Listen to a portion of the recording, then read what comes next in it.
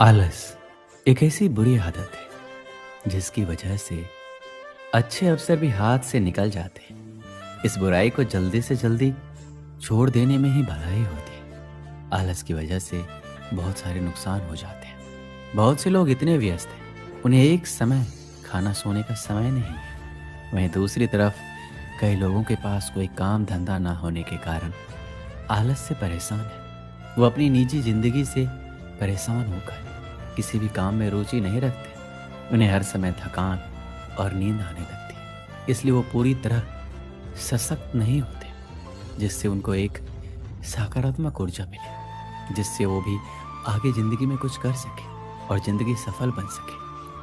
अगर आपको अपने आलस को भगाना है तो आपके दिमाग को जागरूक होना पड़ेगा। आपको घर के अंदर ना रहने के अलावा बाहर की दुनिया को देखना बहुत ज़रूरी है।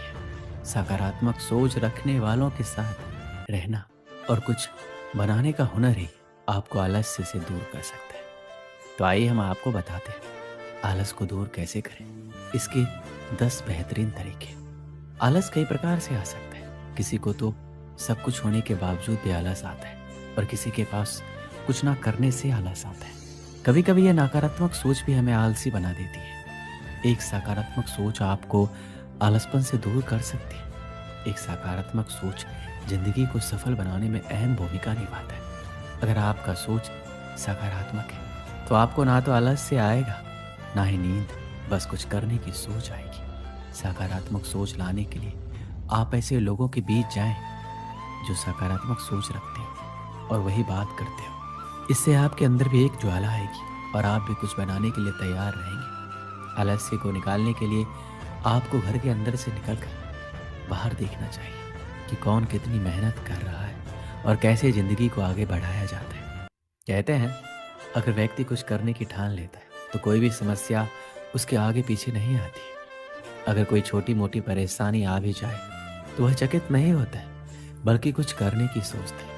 इसी तरह अगर आपको आलस्य को दूर करना है तो जागो और अपने हुनर को जगाओ। कुछ कर दिखाने का समय है, ये सोचता और सोने का समय नहीं है।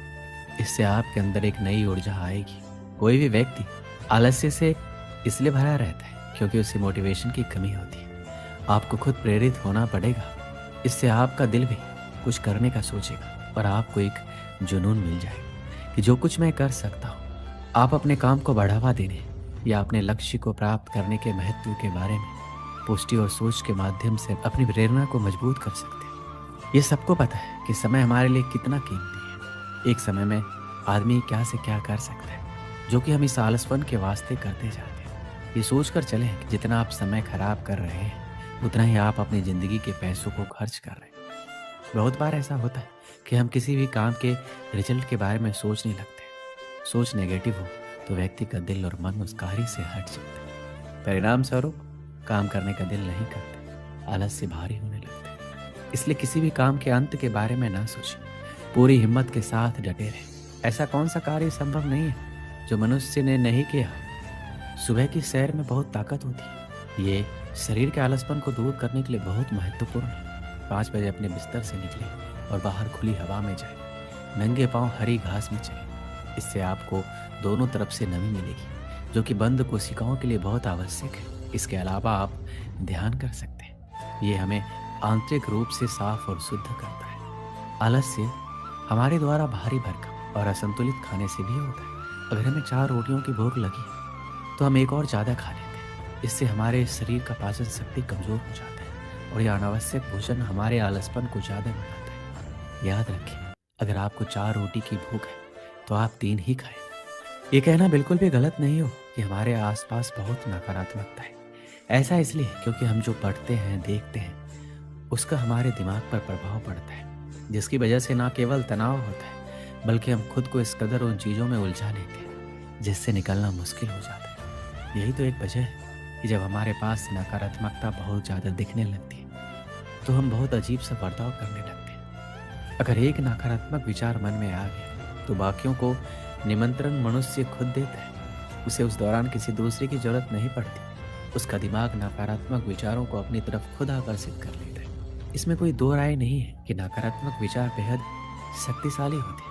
ऐसे में सबसे पहले तो इन्हें अपने ऊपर हावी ना होने दें। हम मानते हैं कि आप जब कुछ अच्छा करना चाहेंगे तो आपका मन उसे करने में टाल मटोल करेगा, लेकिन इसके बाद भी उस पक्ष के पहलू को देखें और समझने की कोशिश करें कि क्या सही है क्या गलत। नकारात्मक विचारों के साथ जीवन जीना बेहद मुश्किल होता है। अगर मन में लंबे समय तक नकारात्मक विचार बने रहें तो इसका न केवल सेहत पर बुरा असर पड़ता है बल्कि दूसरों से जलन की भावना भी पैदा हो जाती है। ऐसे में जरूरी है कि नकारात्मक लोगों से दूर रहा जाए, तभी आप आलसपन से बाहर निकल पाएंगे। एक समय की बात है, एक आलसी बालक था। वह कभी भी अपना कार्य नहीं करता था।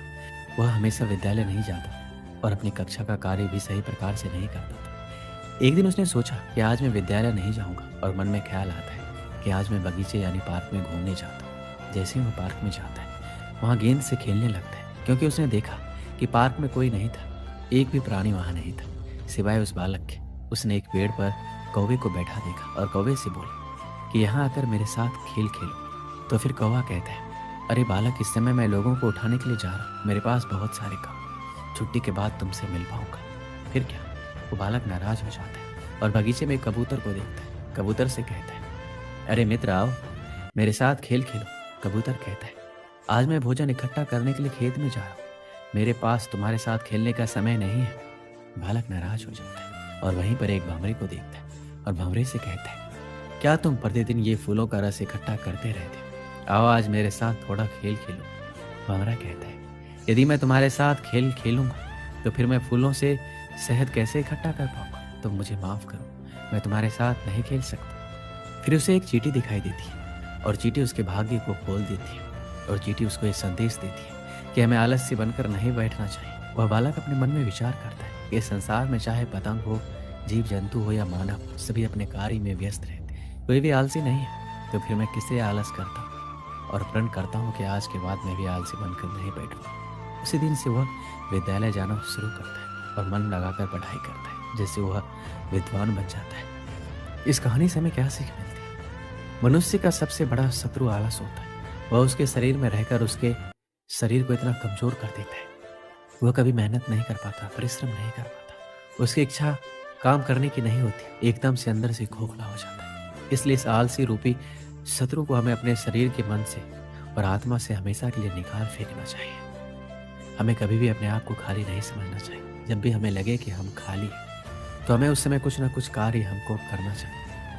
अगर आलस हमारे अंदर आज प्रवेश करता है तो हमारी शक्ति को चिढ़ाने का काम करता है, तो ये हमारी शक्ति को नष्ट कर देता है। हमें इस आलस्य को दूर भगाना ही होगा और परिश्रम जी जान लगाकर करना होगा, तभी हम सफल होंगे।